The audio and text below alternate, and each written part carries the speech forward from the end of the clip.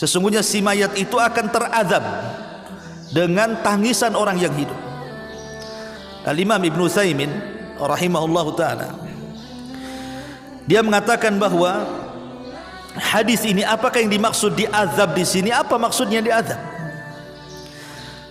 Sebagian para ulama mengatakan dia diazab karena sebelum matinya dia tidak berwasiat. Pamannya, kalau saya berwasiat kepada keluarga saya, nanti kalau saya mati jangan kalian tangisi ya. Kemudian saya mati, kemudian dia menangisi saya, maka kita tidak akan terpengaruh dengan tangisannya. Tapi kalau seandainya sebelum mati dia tidak berwasiat seperti itu, kemudian keluarga si mayat menangis sejadi-jadinya, itulah yang kemudian diazab. Ada sebagian ulama yang mengatakan seperti itu. Kullu nafsin dha'iqatul maut wa nabluukum bisyarri wal khairi fitnah wa ilayna turja'un.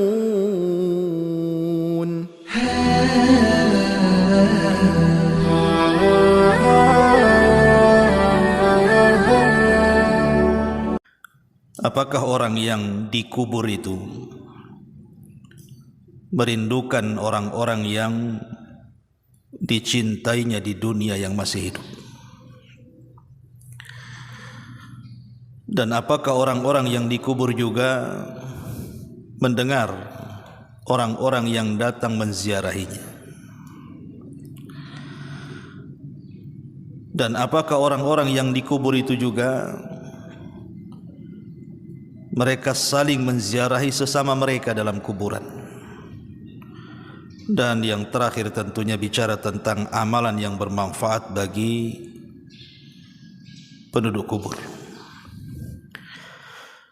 Ma'asyiral muslimin yang dimuliakan Allah Subhanahu wa taala, sebuah kepastian yang tidak mungkin terelakkan adalah kematian. Manusia bisa berangan-angan di dunia, tapi angan-angan manusia itu terkadang bisa tercapai, terkadang tidak. Tapi kalau kematian sebuah kepastian, kullu nafsin dha'iqatul maut, setiap jiwa itu pasti mati. Lalu apa yang bisa kita berikan kepada mereka, orang-orang yang sudah meninggal dunia, terutama orang-orang yang baru dikubur? Maka sepakat para ulama ada dua perkara, dan yang lainnya diperselisihkan. Pertama doa, dan yang kedua sedekah. Ini tidak ada khilaf ulama. Tapi selain doa dan sedekah ini dikhilafkan ulama panjang. Maka kita akan menjelaskan yang sudah disepakati saja. Pertama, doa. Ketika Nabi SAW merintahkan kita untuk mensalatkan jenazah,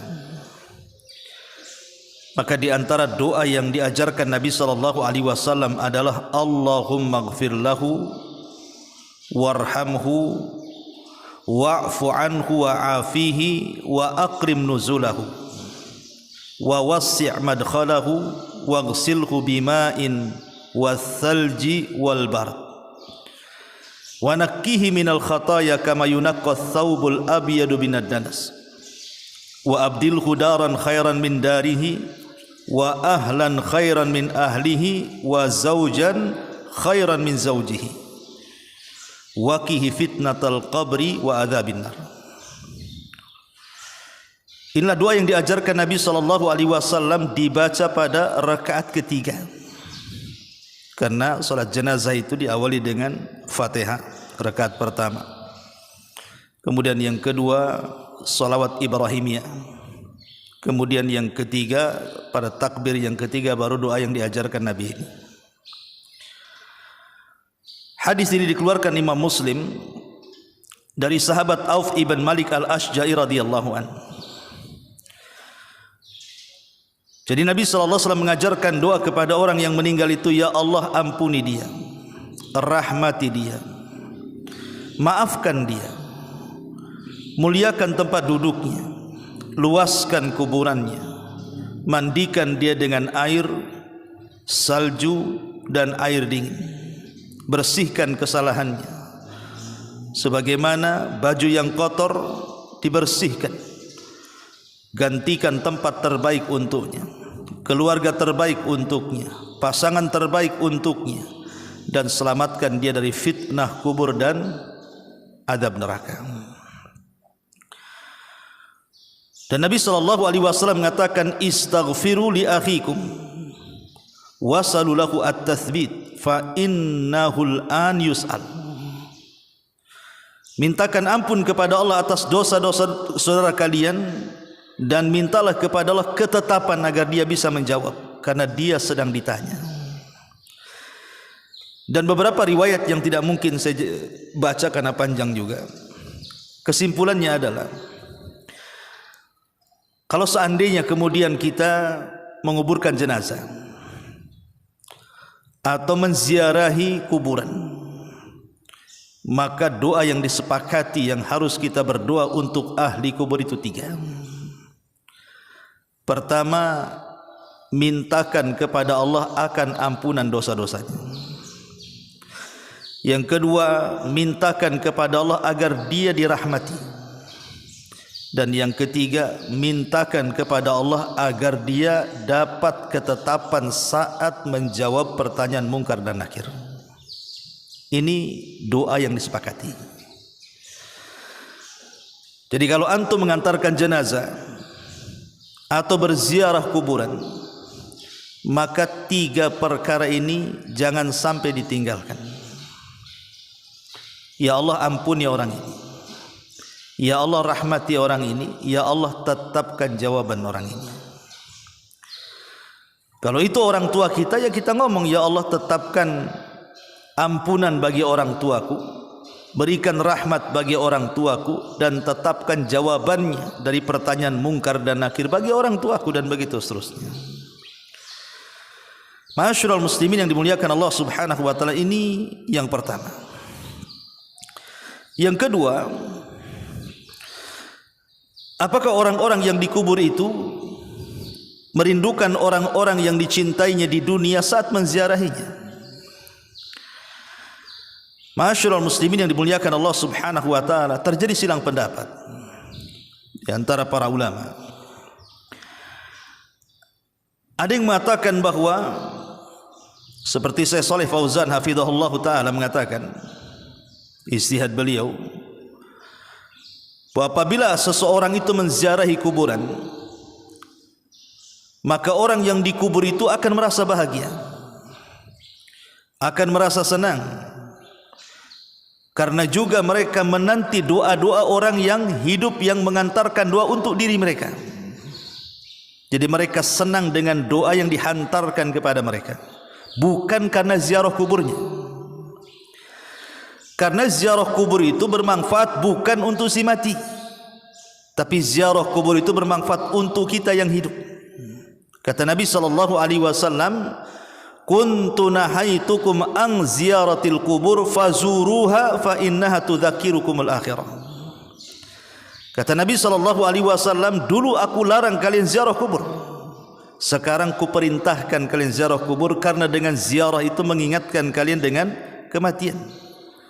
Jadi ziarah kubur itu manfaat untuk kita yang berziarah, mengingat akhirat, mengingat kematian, melembutkan hati, dan begitu seterusnya. Adapun yang dimaksud doa, itulah yang ditunggu-tunggu orang yang ada di kubur itu. Jadi para penziarah yang datang ke kuburan itu, yang ditunggu oleh mereka adalah doa. Mereka sangat senang dengan doa yang kita hantarkan kepada mereka. Doa apa ya? Doa tadi, minta kepada Allah agar Allah mengampuni dosanya, minta kepada agar Allah merahmati dirinya, dan minta kepada Allah agar dia diberikan ketetapan dalam jawabannya. Ma'asyiral muslimin yang dimuliakan Allah Subhanahu wa taala, kemudian timbul pertanyaan, walaupun ini sekali lagi ijtihadnya Syekh Shalih Fauzan hafizahullah taala, karena Syekh bin Baz rahimahullah ta'ala ketika ditanya soal ini, dia mengatakan Allahu a'lam. Kita tidak bisa mengatakan tidak juga mengatakan iya. Beliau tawakuf. Ini perkara gaib sampai datang dalil. Termasuk juga perkara apakah orang yang ada di kubur itu mendengar. Maka ada yang mengatakan bahwa orang yang ada di kubur itu tidak mendengar apapun yang kita bicarakan di atas kubur. Orang yang mengatakan seperti ini berpendapat dengan surah Fatir ayat 22. Di mana Allah mengatakan wa ma anta bimusmi'in man fil kubur, bahwa engkau wahai Muhammad tidak mungkin memperdengarkan orang-orang yang ada di kubur. Dan juga Allah mengatakan dalam surah An-Naml ayat 80, innaka la tusmi'ul mauta, engkau tidak bisa memperdengarkan orang yang sudah mati. Karena orang yang sudah mati itu terputus amalannya. Apalagi kemudian dia disibukkan dengan nikmat kubur atau azab kubur, disibukkan dengan taman-taman sorga atau hufratun min hufarin nar, lubang dari lubang-lubang neraka, sehingga mereka sibuk tidak mungkin mendengar apapun yang kita bicarakan. Tapi ada juga yang mengatakan mereka mendengar. Dalilnya adalah ketika Nabi SAW setelah perang Badar, kita tahu bahwa jasad-jasad Abu Jahal, Rabi'ah, Syaibah, Umayyah itu diletakkan di lubang yang ada di Badar. Jadi jasad-jasad itu, bangkai-bangkai Abu Jahal itu. Maka Nabi SAW tiba-tiba mengajak bicara bangkai-bangkai itu dan mengatakan, kata Nabi SAW, fa inni wajadtu ma wa'adani rabbi haqqan, sesungguhnya aku, kata Nabi, sudah mendapatkan apa yang Allah janjikan kepadaku. Fahal wajadtum ma wa'ada rabbukum haqqan, apakah kalian juga sama? Maka ketika itu Umar bin Khattab radhiyallahu anhu mengatakan, ya Rasulullah, kenapa kau bicara dengan orang mati gitu? Mereka sudah mati, kenapa kau bicara dengan mereka?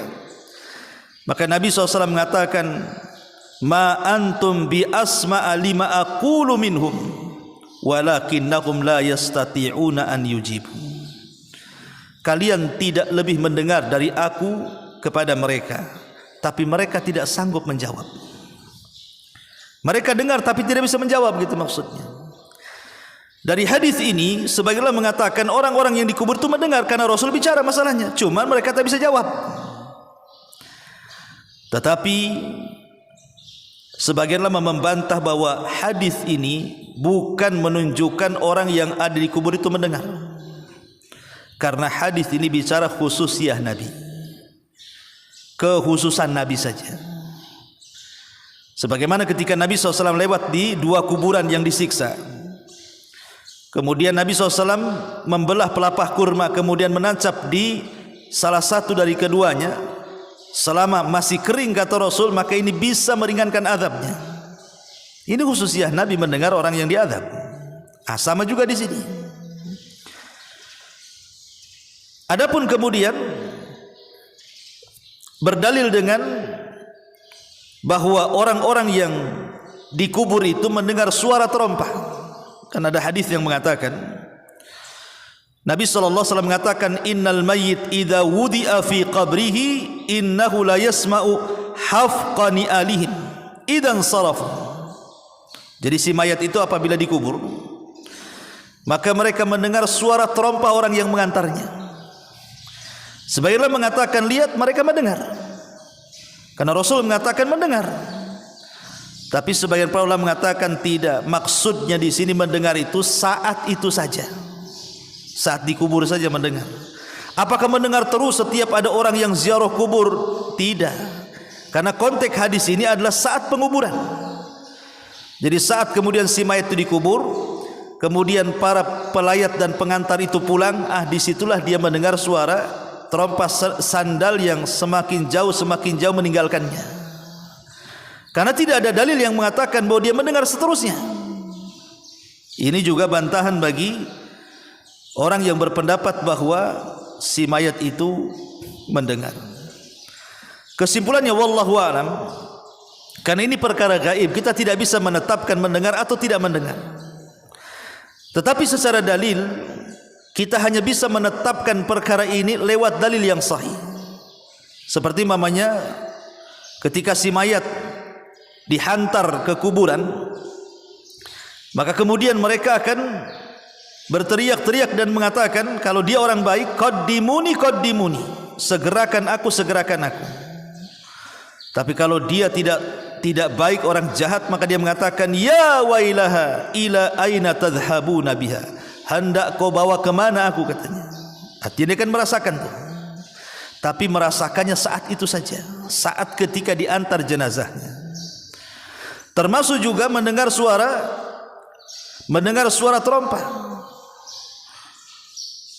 Adapun kemudian hadis yang mengatakan apakah kemudian orang yang datang berziarah kemudian mengucapkan salam, mereka mendengar dan menjawab salam, berdalil dengan hadis Nabi SAW, fa innaha turaddu alayya ruhi hatta arudda alaihi salam. Jadi apabila kita mengucapkan salawat kepada Rasul, maka Nabi SAW akan menjawab dalam kuburannya salam yang disampaikan malaikat kepadanya. Tapi ini juga, kalaupun sahih hadis ini, kata para ulama, ini khususiyah Nabi, bukan untuk yang lainnya. Tapi yang jelas bahwa karena ini perkara gaib, ada yang berpendapat mereka mendengar, ada yang berpendapat mereka tidak mendengar, maka kita katakan wallahu a'lam. Kita hanya menetapkan yang ditetapkan dalil, dan kita tidak menetapkan yang tidak ditetapkan dalil. Walaupun sekali lagi banyak ijtihad para ulama bahwa mereka mendengar, seperti Ibnu Taimiyah, kemudian juga muridnya Imam Ibnul Qayyim rahimahullahu taala, mereka mengatakan mendengar. Ya. Ma'asyiral muslimin yang dimuliakan Allah Subhanahu wa taala. Taib. Pertanyaan berikutnya, apakah juga si mayat tersiksa hatinya karena niyahahnya orang-orang yang ada di atas kuburan? Pemanya ada keluarga si mayat itu menampar-nampar pipi, merobek-robek pakaian, memotong-motong rambut, berguling-guling, berteriak-teriak ala jahiliyah. Ini kan niyahan namanya, seolah menolak takdir. Karena ada hadis Nabi SAW mengatakan, innal mayyit la yu'adzab bibukai ahli alaihi, sesungguhnya si mayat itu akan terazab dengan tangisan orang yang hidup. Al-Imam Ibnu Utsaimin rahimahullahu taala, dia mengatakan bahwa hadis ini, apakah yang dimaksud diazab di sini? Apa maksudnya diazab? Sebagian para ulama mengatakan dia diazab karena sebelum matinya dia tidak berwasiat. Pamannya, kalau saya berwasiat kepada keluarga saya, nanti kalau saya mati jangan kalian tangisi ya. Kemudian saya mati, kemudian dia menangisi saya, maka kita tidak akan terpengaruh dengan tangisannya. Tapi kalau seandainya sebelum mati dia tidak berwasiat seperti itu, kemudian keluarga si mayat menangis sejadi-jadinya, itulah yang kemudian diazab. Ada sebagian ulama yang mengatakan seperti itu, karena wasiat gitu ya, tidak diberitahu duluan kalau dia mati jangan lakukan seperti itu. Tapi kata Syekh Utsaimin rahimahullahu taala, itu hanya sekedar pendapat saja. Tapi zahir hadis ini bahwa si mayat itu diazab, tapi beliau mengatakan diazab bukan berarti diazab fisiknya, bukan.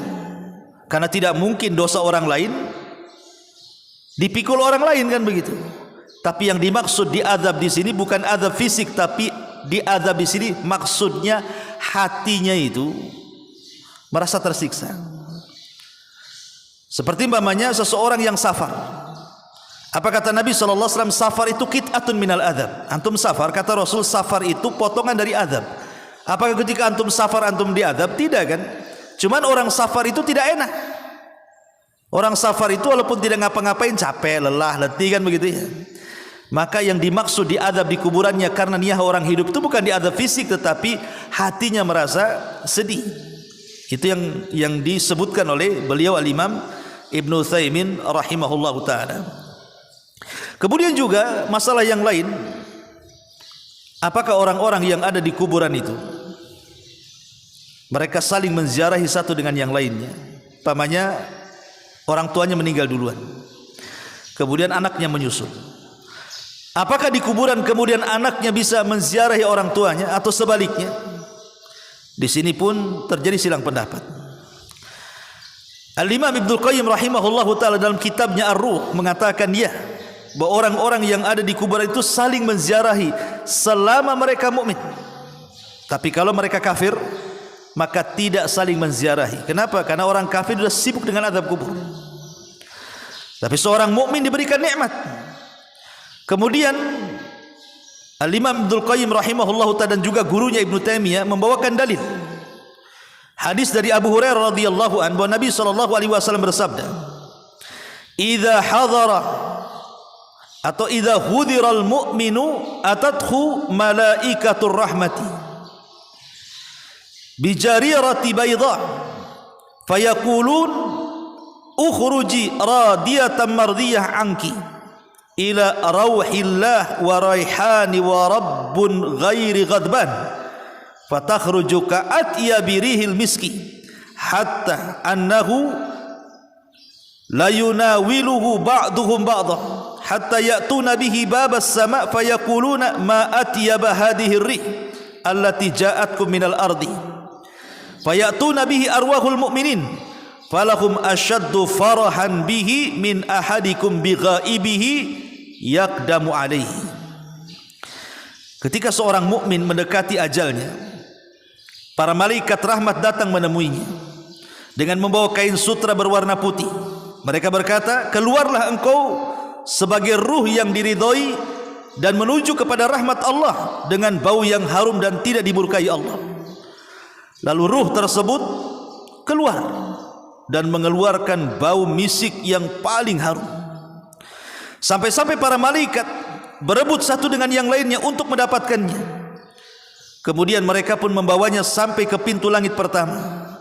Lalu penduduk langit pun berkata, "Betapa harumnya ruh yang kalian bawa ini dari bumi." Lalu para malaikat pun mendatangi ruh kaum mukminin yang lain. Ruh kaum mukminin bergembira dengan kedatangan ruh tersebut dengan kegembiraan yang melebihi kegembiraan ketika bertemu orang yang lama tidak berjumpa. Syahidnya yang terakhir ini. Kata Imam Ibnu Qayyim, lihat, orang-orang yang beriman mereka bergembira dengan kedatangan tamu yang baru. Bahkan juga dinukilkan oleh Imam As-Suyuti rahimahullahu taala perkataan ulama-ulama salaf seperti Sa'id bin Zubair, dia mengatakan, "Idza matal mayyit istaqbalahu waladuhu kama yastaqbil al-ghaib." Apabila orang itu meninggal dan anaknya juga sudah meninggal, maka anak dan bapa akan berjumpa dan sangat merindukan seperti orang yang tidak pernah berjumpa kemudian berjumpa.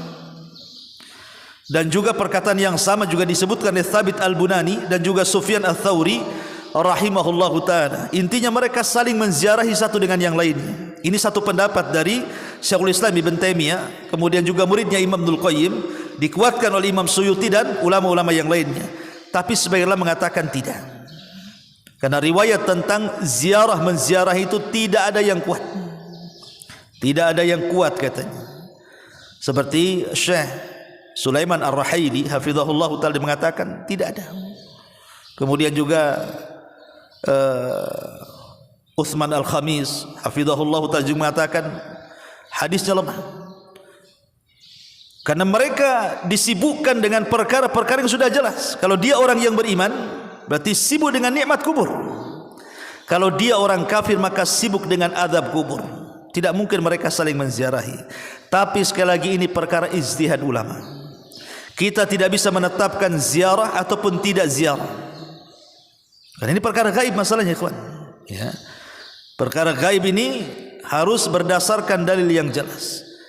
Karena juga para ulama ada yang mengatakan berziarah, ada yang mengatakan tidak berziarah. Dan mereka ulama-ulama besar seperti Syekhul Islam bin Taimiyah, Imam Ibnu Qayyim rahimahullahu taala, Imam Suyuti dan begitu seterusnya. Intinya bahwa wallahu a'lam, ini perkara gaib. Mereka bisa mendengar, mereka juga mungkin berpendapat ulama yang lain tidak mendengar. Mereka bisa berziarah dengan satu dengan yang lainnya khusus bagi orang-orang yang beriman, ataupun sebagian mengatakan tidak ada ziarah di situ. Wallahu a'lam tawaquf. Ya, tapi yang jelas bahwa kita beriman kepada Allah Subhanahu wa taala bahwa ada alam yang disebut dengan barzakh. alam kubur yang memisahkan antara alam dunia dengan alam kuburan. Tapi yang sangat ditekankan adalah bukan permasalahan ini, tapi apa amalan-amalan yang bisa kita berikan kepada mereka.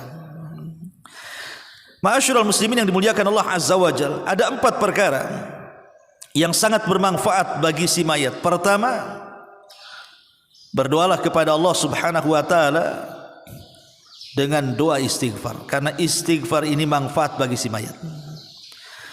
Disebutkan dalam sebuah hadis, innar rajula la turfa darajatuhu fil jannah. Ada seorang yang diangkat derajatnya di surga tinggi-tinggi, padahal amalnya sedikit, tapi bisa diangkat derajatnya tinggi-tinggi.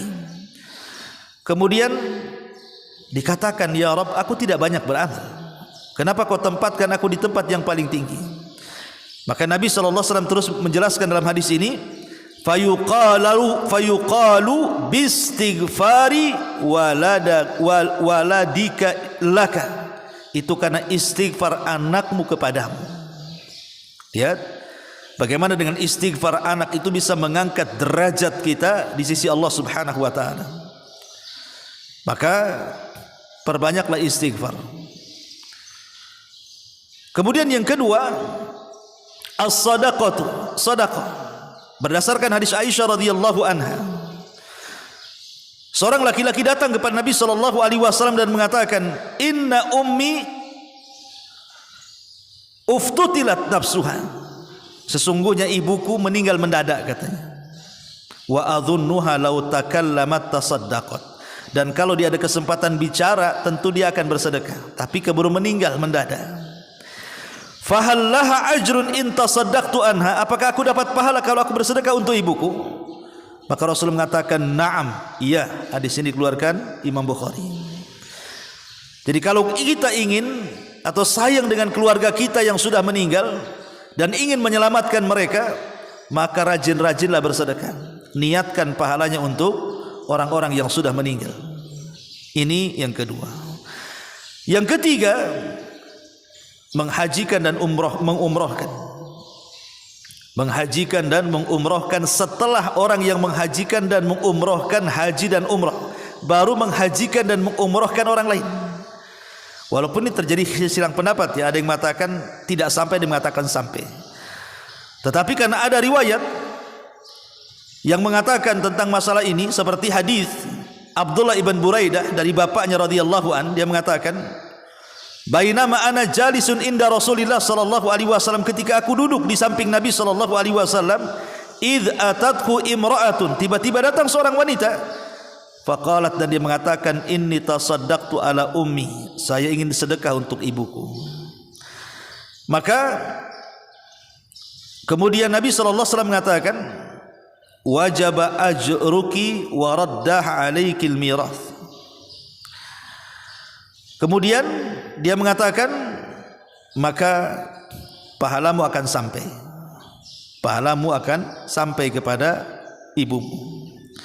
Kemudian dia mengatakan, ya Rasulullah, innahu kana 'alaiha saumu syahrin. Dia punya hutang puasa 1 bulan tuh. Afa asumu anha, apakah harus aku berpuasa untuk ibuku?